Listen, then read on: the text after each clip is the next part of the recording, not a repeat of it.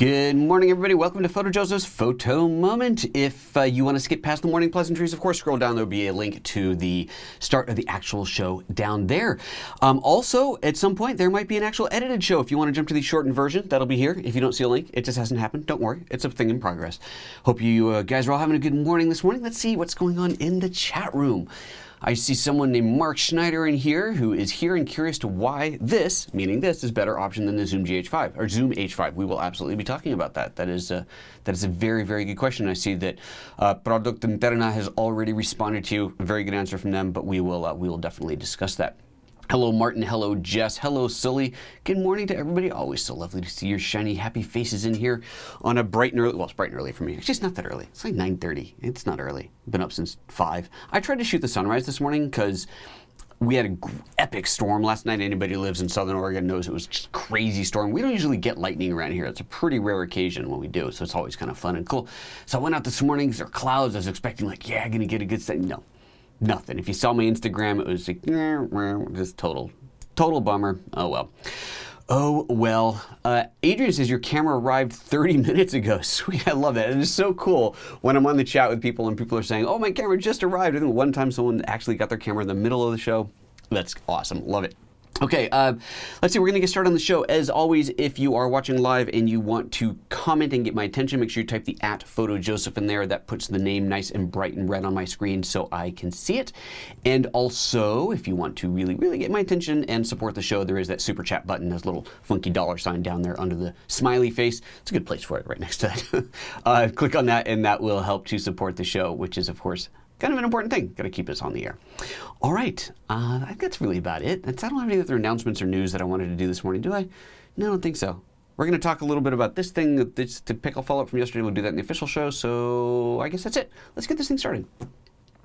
Good morning and welcome to PhotoJoseph's Photo Moment, the first live daily show on photography on the YouTube every weekday morning, 9:30 a.m. Pacific. Yeah, come live if you can. It's a lot of fun. Hey, today we're going to be talking about this guy here. This is the XLR1 accessory for the GH5. But before I get into this, I want to add a little update to yesterday's chit-chat about the BG GH5, the battery grip for this. Yesterday there was a question, I had a question, and it was I thought this worked differently before the firmware update. And the question was, what happens when you remove the battery, the second battery, so that would be the one that's in the battery grip itself, right on the right side. Here we go. Helps you can see things. What happens when you remove this and the camera is on and the camera is using this battery? Does it transfer power seamlessly to the internal or does it not? And it does not. If you're running on this, you have a good battery in here, you pop this thing out, the camera will power cycle, will reboot. The same thing would happen if you had a actual power supply, a main supply in there. It would reboot while it transfers to here. And I had thought that wasn't the case prior to the recent firmware update. So I thought maybe it was a new bug or something like that. Turns out that was incorrect. So I got this verified on both a body that was updated to the new firmware and a non-updated body. The behavior is the same. So nothing has changed there. I just remembered it incorrectly because, you know, brains. So that doesn't work that way. So it's working by design, essentially. But here's what does happen, and this is where the dual battery comes into play. If you're shooting, even if you're shooting, so shooting video, if you're shooting stills, obviously it's a little bit less critical, but if you're shooting video, you're actively rolling, you have told the camera to use the battery in the battery grip as the primary. When the primary battery dies, the battery grip battery dies, power will seamlessly transfer to the internal battery. It will not interrupt recording. So you can be having a recording going, this battery dies, this battery comes into play. All seamless, no drop frames, no stop recording, nothing. You can, at that point, now that this battery is dead, depleted, you can eject it and pop in a new one. As soon as you pop in the new one, power will transfer back to this battery, to the now full battery, again seamlessly. So this effectively allows you to record infinitely, right? Because you're only using the battery in the grip for those few moments that it takes you to swap out the battery. So you could swap out that battery, put the dead one on a charger, put a new one in. I don't know, you probably wouldn't be able to charge that one fully before this one depleted if you were shooting non-stop, so you'd probably have to have a couple extra batteries, but you could cycle through here as long as you wait for this one to actually get depleted and for power to transfer to the internal battery automatically, then you're safe to eject it, pop in a new one, and it'll transfer back. If you pop it back out, it's going to stop recording. while it's driving from here. So don't do that. But that's the way it works. That's the way it's designed, and it's working as it is supposed to. So good news there. I just didn't have, it was a surprise yesterday. I didn't have the right answer, so I wanted to make sure I gave that to you. So that is the right answer from yesterday. I also added this to yesterday's video as a sticky note comment on there. So that's all there. Okay, so that's that. With that said, let's talk about this guy here. So this is the XLR1. It is a $400 add-on to the GH5, and this gives you XLR inputs on a hot shoe type interface. So let's first talk about how to connect it. I actually have this planned out. I'm like really organized today. I don't know, go figure, right? I have notes in here and everything. So we're going to first talk about how to attach it. Easy part. We're going to talk about the menu options that you have in the camera, and then we're going to talk about all the options that you have on the device itself. Sound good? Excellent. So here we go. To attach it, easy enough to slide it on, lock it into place. But according to the manual, you want to turn the camera off first. It says to do it. So, when it tells you to do it, you should probably do it. So turn the camera off, slide that into place. Here, actually, let's switch over to, where's my close-up? Wait a minute, what happened? Oh, right. I need to lower the close-up so you can actually see it attach. There we go. Let's get that into place there. And that focuses, and there's the right camera. So there she is. We just slide this into place onto there. There is a little locking mechanism right there. You see where it says lock. Slide that to lock it. There we go. Lock, and it is now locked in place. Now you can turn it on, the camera. You don't have a separate power switch on the XLR1. It gets its power from the camera. So you don't have a power switch on here. As soon as I turn the camera on, in fact, let's spin that back around again. Raise that up just a hair. Oh, whoops, that camera's in the shot. I didn't realize that. Oh well. As I turn the camera on, so we're going to turn the camera on, you'll see you get a power light on the XLR1. So it gets its power from there. Everything that you're doing through the XLR1 is getting its power from the camera. So if you're feeding phantom power, we'll get to all this, but if you're feeding phantom power to a microphone, it is pulling from the camera's battery. So something to be aware of. Let's see here. So attach it, then turn it on, just because the manual says so. It says you might experience malfunctions, in which case if you do, you'd probably just turn it off and back on again, but that's just what it says. So there's that. Okay, so that's the first thing. Oh, actually it wasn't the first thing. What I wanted to say first was, wait for it to power off, take it off, the accessory. So it comes with a little pouch, which I have managed to lose. So I can't show you the pouch. If you want to see the pouch, if for some reason that interests you, click here. There's the original unboxing of this product. The pouch was there. That's probably the last time it was ever seen. I don't know if I might have done one of these and it's back here getting eaten by black widows or something. I don't know, but it's gone. Anyway, so there's that. And then there's this little cable gate on here, which let's get a nice close-up of this guy. Let's get this, get that into there. And switch over. Oh, come on. Focus, focus, focus, focus. Okay, that is not a GH5. I'm just telling you right now. Oh, there it goes. It switched. Okay, so this little guy on here is a cable guard. It actually lists it as a separate part, but it does come already attached. And apparently, I've never done this, apparently you can take this out. Okay, I'm going to switch back to this camera while I struggle with this. You can take this out. Oh, it slides out. There we go. It slides out, and you can rotate it. So if you want your cable gate to run this way or you want it to run sideways, you can do that. So that is a rotatable. So however you want your cables to wrap, roll, they do that. So that's cool. I didn't even know that until I looked in the manual and said, oh, look at that. It comes off, and you can switch it into a different position. So there's that. So that, it comes with that little accessory and the case, the little bag for it, which I promise you will lose. Okay, all right, let's get this thing turned on. So now let's take a look at the menu system, and you'll see what options you do have in here. So let's switch over to, I guess I always forget to turn that back on. HDMI info display on. There we go. Let's take off the lens cap so you're not just looking at black. You'll be looking at something far less exciting. You're going to look at my purple. Hey, Ryan, bring me that skull mug again. It's in the bathroom. That was something like clever to look at, and I took it off. All right, let's just, for now, you're going to look at a blank table. So there we go. There's the table. Go into, excellent. It's just prettier to have something cool to look at. I love this mug. It's ridiculous, but it's cool looking. Okay, so now let's go into the menu options. So first of all, I'll bring up my notes again, make sure I do this in the order that I planned because there was a reason for it. Okay, so you have in the video option now that I have this adapter turned on, you have this thing that says XLR mic adapter settings. And you'll notice above that, sound output, lens mic, lens noise cut, wind noise canceller, mic level limiter, and mic level adjust are all disabled. That is because we are using the external mic now, the mic on top. So because of that, all of those are no longer accessible. So what that's telling us is that the internal recording, basically the mic input here, is no longer doing anything. So you can't simultaneously record through the XLR1 and through here. As soon as this is on, this is off. Okay, so remember that. Now, back to this one. If I were to go into here and turn it off, so I can set this to off, now all those options do come back on. So I don't actually have to remove it. If I needed to, for whatever reason, switch between audio recording on the external device versus going in, if, I don't know, whatever, if for whatever reason you wanted to or you needed to do that, you can simply turn this off in software. You don't have to remove it, and then you'll regain your audio input controls on here. Now you might have noticed something when you're looking in here, that when I turn this on, some of my options are disabled. So I got 48 kilohertz 16-bit. You can also set this to 48 kilohertz 24-bit and 96 kilohertz 24-bit, but those are not enabled. If I try to enable it, it says this item can't be selected. Sadly, it doesn't tell you why, but I will tell you why. The reason why is because you have to be in, oops, wrong mode, you have to be in record format movie mode. So MP4, even MP4 with LPCM audio, does not allow you to record audio at the higher bit rate through the XLR1. So we have to switch back over to movie mode. And now that I've done that, XLR mic adapter settings, now I have those other options. So that's where those come in. Now this option here, 48 kilohertz 16-bit, that is the same as what you get internally. It's the same quality. And then you have 48 kilohertz 24-bit and 96 kilohertz 24-bit. So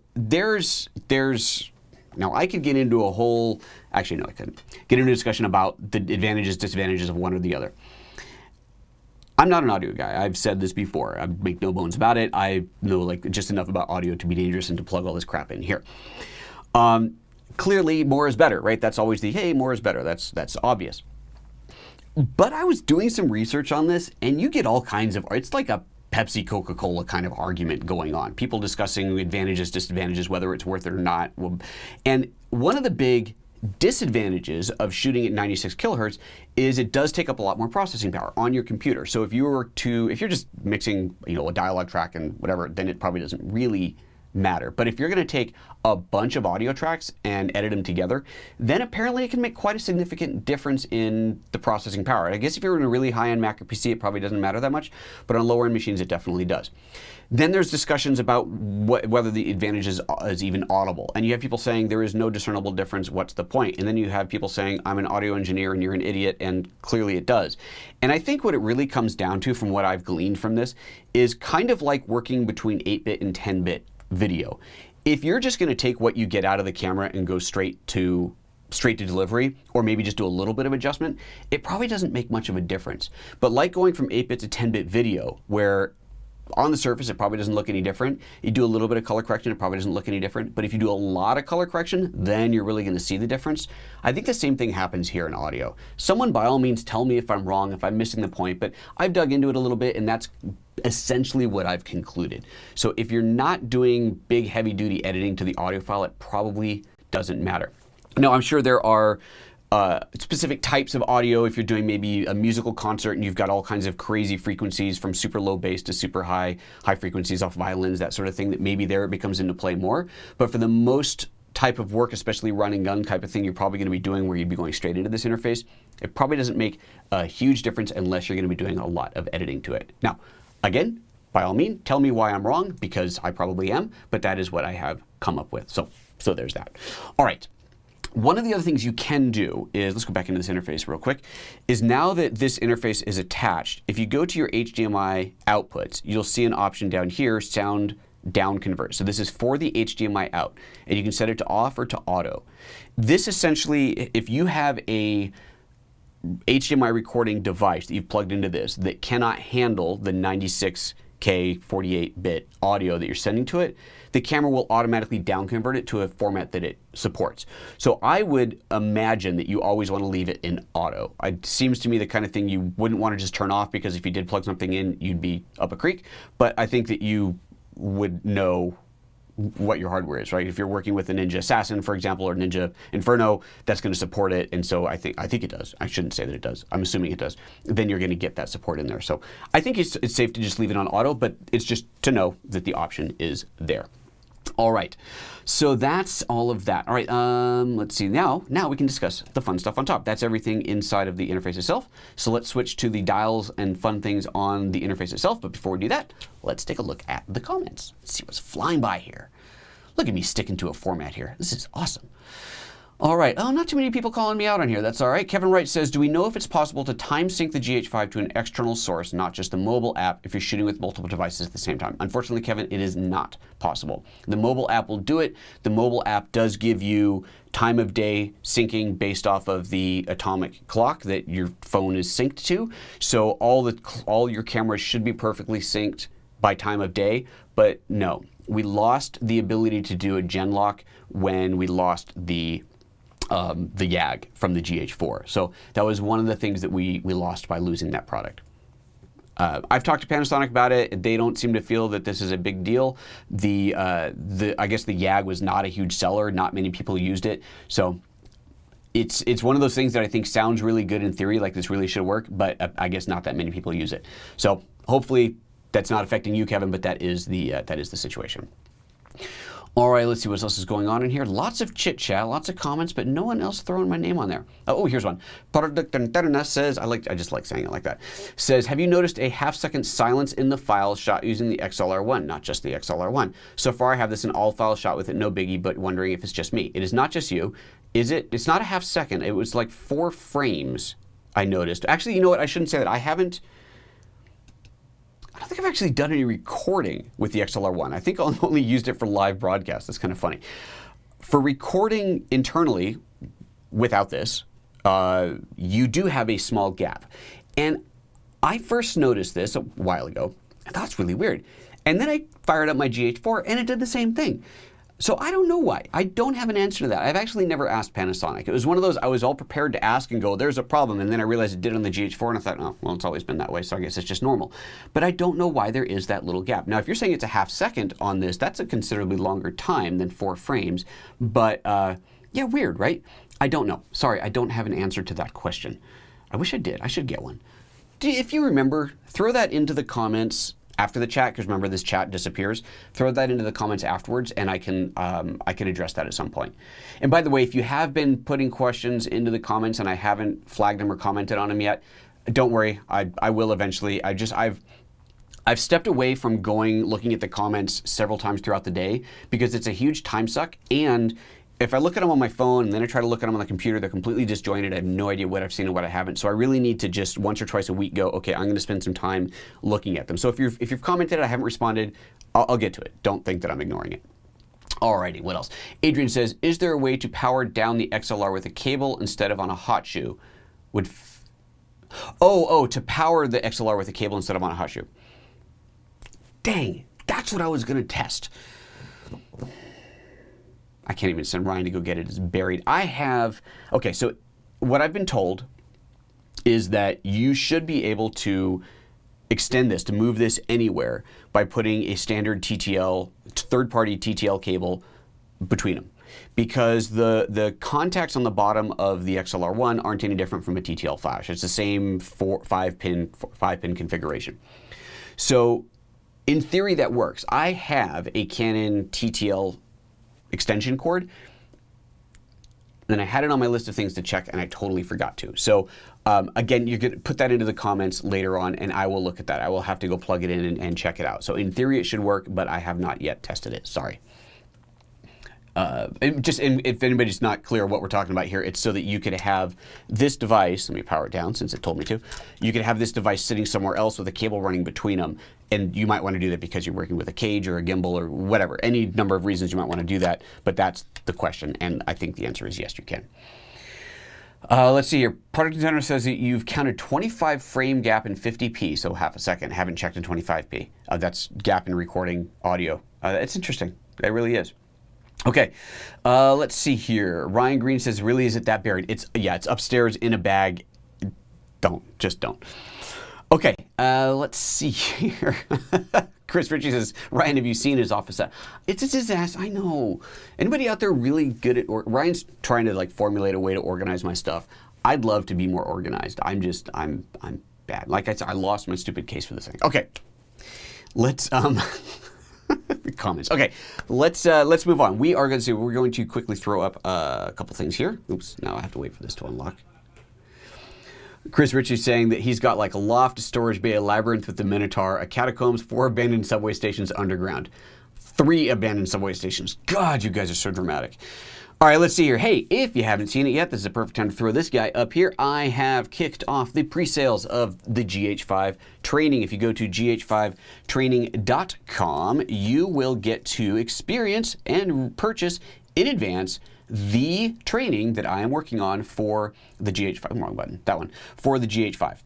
So there's a complete outline here. This is at gh5training.com, which just reroutes you to another website, but that's okay. This has a complete table of contents of what is included or what will be included in here. The pre-sale price is $59. It'll be $99. It will be $99 once this is done. So the pre-order price is $59. That is quite the bargain. And that allows you to not only save a nice chunk of change, but also allows you to help fund the production of this. We start shooting next week and, you know, it ain't free. So it'd be lovely to get some pre-sales on this. Totally not required and necessary, of course, but always helpful. So you save some money. Also, very, very, very important, I want to make sure I say this every time, this video course will be available on lynda.com. I have on this page, on the gh5training.com page, there's a whole thing about advantages of getting it from Lynda, advantages of getting it from me directly. So I'll let you read that. It's up to you, of course, which one you do, but know that that is an option. I don't want anybody to buy this and then say, you didn't tell me it's going to be on Lynda. It's here. I'm saying it now. It's going to be on both. So if you are interested in that whole GH5 training, please run, don't walk, and grab yourself a copy of that. Next up, let's see here. I wanted to tell you, because I didn't do this yesterday, about the new podcast. New episode. This is episode 4 of season 2 of the Photoops Podcast. This is a chit chat with the founder of Fundy Designer. So it's Andrew, quote unquote Fundy, that's his name, Andrew Fundy Funderburg, the founder of Fundy Designer. Say that 5 times fast. And it was really cool. I am not a big album, I'm not a wedding photographer, so I don't really do albums, and I just don't print that many of them. Their software is so cool. It is really, really impressive how it works. So it allows you to create photo albums primarily for wedding market, but portrait market, or really anybody who wants to create photo albums in a way that is so simple and so beautiful, and it'll impress you. If you haven't seen it before, guaranteed it's going to impress you, or your money back. So on the free podcast, not on the software. Check it out. Check it out. Go to photoapps.expert, click on the podcast button. You'll see it there. It's also in these. Actually, we'll link to it up here as well if you haven't seen it, because it is here on YouTube, and you can check that out. If you want to subscribe in iTunes, head over to iTunes and just search for Photoops Podcast or search for PhotoJoseph, and you will find that there. Okay, that is everything I think I wanted to say there. Let's get back. Let's see if there's any more comments before we get back to the show. And we're good to go. All right, let's do this. Part 2. So next up, we want to talk about the interface, the controls that you have on this fancy device. So let me point this back towards the camera, get that nicely positioned so it's even. I had this all set up, and then I moved the camera. Come on, straighten that out. I'm trying to make it look really nice for you guys. There we go. Look at that. That's in frame. Now I can switch over to that and switch over to that. And there it is. Oh, almost got it straight. Has a fancy little door in here. This is cute. This is funny. This nice little door in here obviously keeps you from accidentally hitting the buttons. If you watch Griffin Hammond's discussion about this, we'll link to that here. We might be running out of things to link to, but so if you don't see a link here, just search Griffin Hammond XLR1. He did kind of a review on it, talked about it a little bit. He was, while live, plugging mics in and out of it so you could experience differences. I'm not doing that today, but it's kind of cool that's there, so you can check that out. And the reason I brought that up, because he had a whole thing about this door. He just loves the sound of this door. And I gotta agree, it's a nice, solid, it's a nice door. So thumbs up. Where's my hand? Thumbs up to the door. Yay. Okay. Anyways, let's get this thing open. What have you got in here? If I spin this thing around, it's kind of obvious, but you have on here dual inputs, right? So these are XLR inputs. You can see it there. It says input 1 and input 2. And so you have controls, separate controls for input 1 and input 2 on here. Super important. So let's see here. I'm going to grab a pen and do it like this. Let's see here. Let's go from this side, and this is so hard to do backwards. backwards. Okay, input 1. So you see right there, underneath that, you have 3 switches, line, mic, and 48V input. So line level input, so if you're coming in off of a mixer, so if you're at a concert or something, or just some big event, you got a big mixing board, you switch it to that. Then you got mic and 48 volt phantom. So mic level input and phantom power, 48 volt phantom power input. You'll notice as well, if you look really closely at the illustrations, the mic and the 48V have that little bracket thing, and then it goes off to gain, low cut, and everything else. That is telling us something very important, that the gain and the low cut and all these other controls on here are irrelevant when you have it set to line. If you switch this thing into line level, all these other adjustments here are moot. They don't do anything. So important to know. You're controlling all of that on the mixer that is coming in from. That is the general idea there. When you, however, go to mic or 48 volt power input, phantom power, then you get those controls. Okay, next over from there you have your gain. So it's 0 is its default, and then plus 20 or minus 20. Now I was digging around and I found something in the manual that I thought was quite curious. It says that, let me make sure I get this right. Gain, now I think I'm understanding this. Gain is minus 12 dBFS, that's decibels at full scale. Google that if you don't know what that means, because I don't. At standard input, that's what it says, at standard input. So I am assuming what this means. So this is how I'm interpreting it. If someone knows that I'm wrong, tell me. That when you have the switch here set to 0, you are at minus 12, which I don't know if that's the same as setting the internal mic to minus 12, but it's kind of conventional wisdom that you want to set the internal mic gain all the way down to minus 12 and then adjust on the mic itself. You'll get better sound. We went through this all on the big mic test that I did a while ago. I'm assuming that's what that means. If it's not, if it's some other technical thing about dBFSs, I don't know. But whatever, it's a technical thing, doesn't matter. At the end of the day, what matters is you set it so that your audio levels are good and clean. Start with 0, if you need more, plus 20, if you need less, minus 20. Pretty straightforward, right? Right, good. Okay, next to that, you have the low cut. All right, low cut filter, 16 hertz and 160 hertz. So, or off, those are your options there. So when should you use the low cut filter? I was up late last night digging into this one because that's always been one of those, well, okay, those low frequency sounds, 16, 160 kilohertz sounds, those are like bass sounds, trucks rumbling by, maybe noise from a air conditioning system, stuff like that. 16 hertz is actually below human hearing threshold, so that's really low end rumble. 160 hertz you can definitely hear. So, like the vacuum that is being run right now, that's probably running somewhere below that 160 hertz threshold, which if I had a low cut filter on here, which maybe I do, so maybe you don't hear it, but I do. Anyway, oh no, if I hear it, you hear it. That's actually, oh, I wonder, now that this is a great example of this. Do I have a low cut on this mixer? This would be fascinating. I do not. Aux low, I can turn down the bass. Ooh, that sounds terrible. Huh, interesting. The things you know. Anyway, yeah, I guess not. Maybe there isn't. I don't know. This mixer's like crazy complicated. Where was I? Okay, so should you just turn it on by default? So I'm reading arguments saying, yes, it should just always be on because human voice, if you're doing dialects, we're talking about interviews, human voice doesn't go below that level, and so you should always just have it turned on because then you will never have to worry about those kind of rumbling noises getting into your recording, and you'll have plenty of room for the dialogue. And then I saw that from several people. And then I saw people saying, that ain't true. I recorded a bunch of audio recordings, not with this setup, but this is other mics, other setups, with the low cut turned on, and it turned out that I was losing the bottom end of all their voices, and it was all sounding tinny and horrible.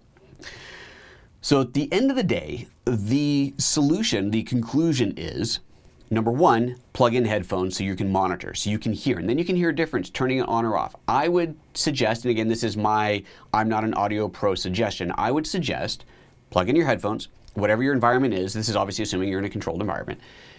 You, while monitoring, you having your person talk, try the different situations, try different settings. If you're not audibly removing anything by having it on, like there's no, okay, I turn it on and I don't hear the vacuum cleaner or the air conditioner, but turn it off, I can hear it, then turn it on. I think that's pretty straightforward. If you don't hear a difference, then I think it's safe to say you should just leave it off. Again, audio experts, because there are people that know way the hell more about audio than I do, comment below and tell me why I'm wrong. And if you're watching this later and you want to know if anybody has told me I'm wrong, scroll down and read the comments, because again, not my area of expertise, but that is the general kind of consensus that I have come to. So there you go. And that's the best you could do, right? You come to a consensus and stick with it. All right, so there's your settings there. So then you see you have a duplicate settings on the other side, so identical settings for input 1 and input 2. Input 1 and input 2 control is right here. So you got input 1, it says input 1/1 or input 1 and 2. If you have it on input 1/1, what that will do is send a single channel. So if you have one mic turned into input 1, it'll send it to both channels 1 and 2. So essentially turning it into a dual mono. If you set it to input 1/2, then it will take your mic going into input 1 and put it to the left channel, and your mic going to input 2 and set it to the right channel. You cannot in camera mix them. So if you want to have two mics, let's say you're doing an interview and you've got two different mics on labs or two booms or whatever, two mics going in, it's going to get recorded left and right channel. You cannot mix it down to a single mono track in camera. Obviously, you can do that in post later. But the whole advantage here, of course, is so that you have those separate channels so you can adjust levels. Oh, this person was talking louder, let's pull it down. This person coughed in the middle of the interview. I have their audio on a separate track so I can duck down out of it and then bring it back up when they're done coughing, that sort of thing. So lots of advantages to doing it. The reason that I even mentioned the mono mix down inability is because I ran into this as a problem because I was using this for my live broadcasts. And if I use dual mics on a live broadcast without the ability to mix it down, my dual mics are split to separate channels for the live broadcast. So unless your live broadcasting system has another setting to mix mono, which my field system does not, then you can't. So just something to be aware of. Obviously, this is not what it's designed for. It's not designed for doing live broadcasts, but if you're going to use it for that, that is something to be aware of. Next to that, you have something that says ALC. It's funny, I could not find anywhere what the C stands for. I'm going to assume control. AL is auto levels, and I'm going to assume the C is control, but that is, I swear to God, it's not listed anywhere.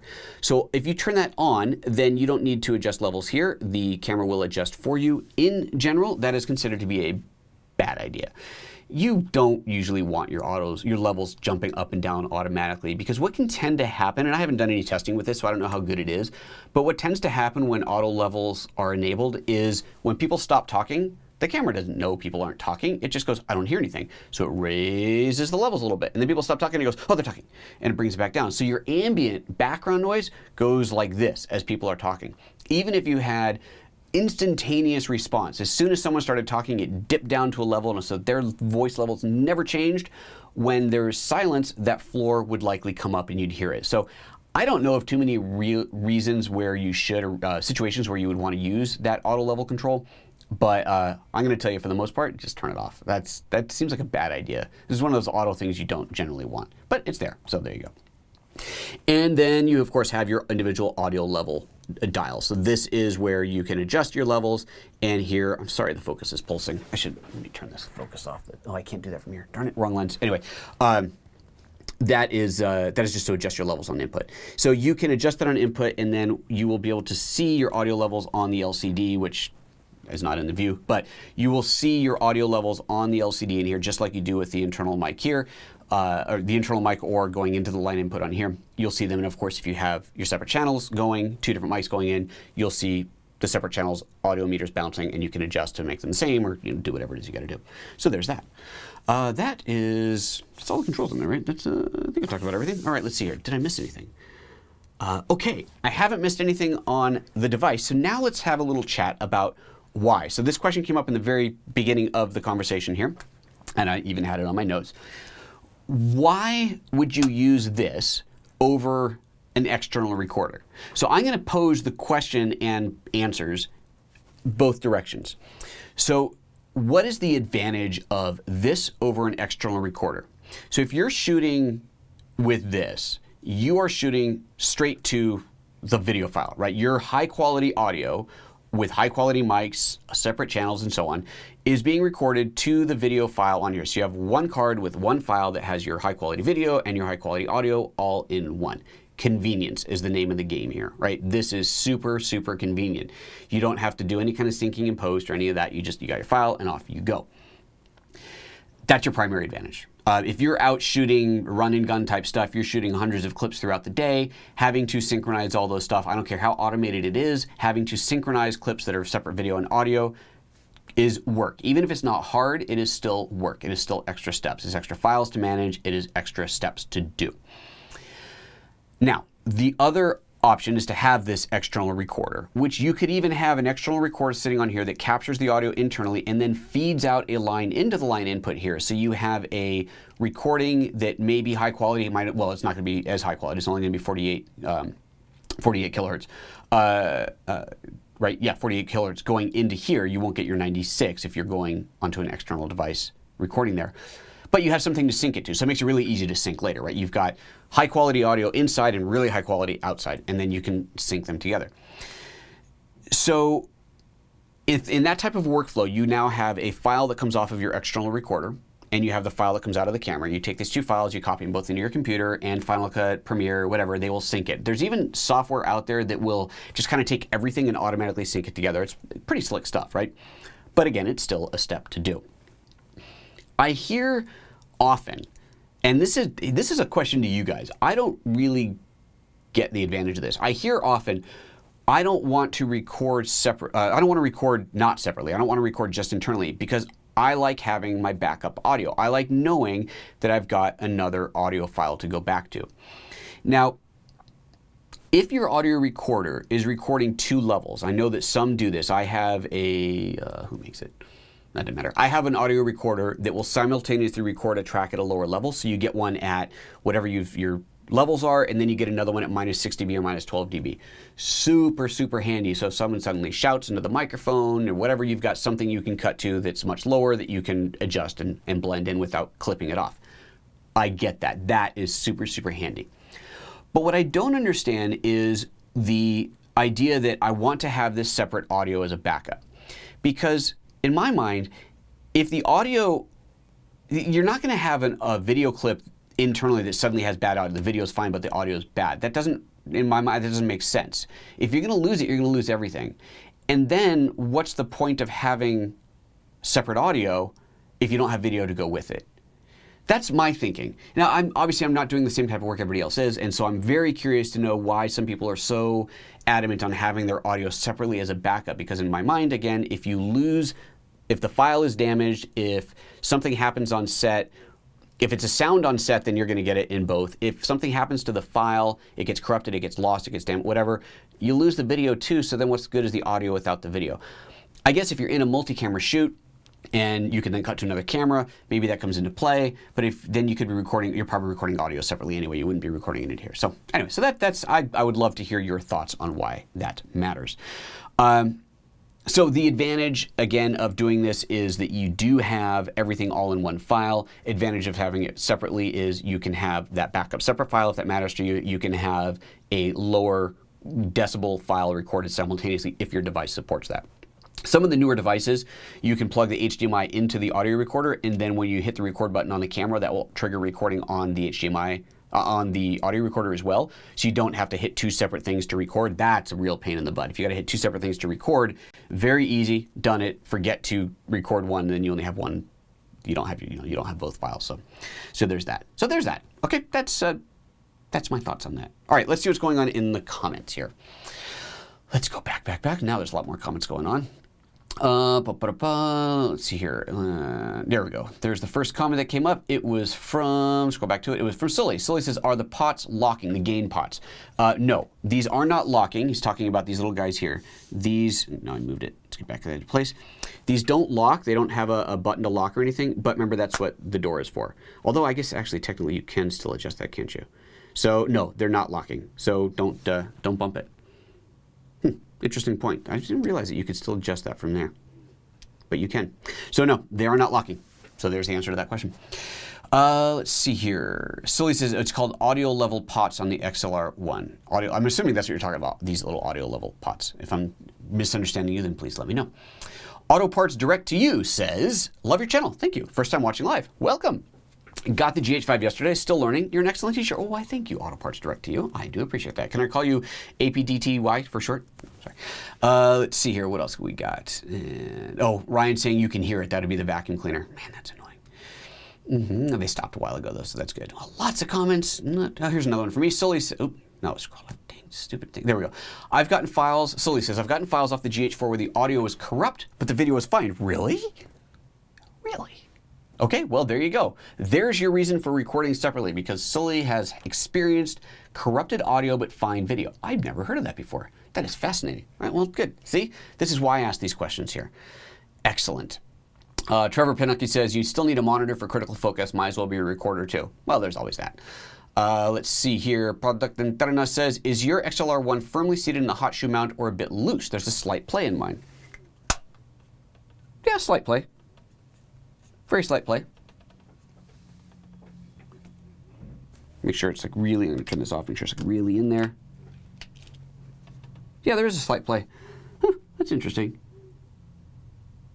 The only reason that would be a problem, I think, is if you had your audio cables connected to here.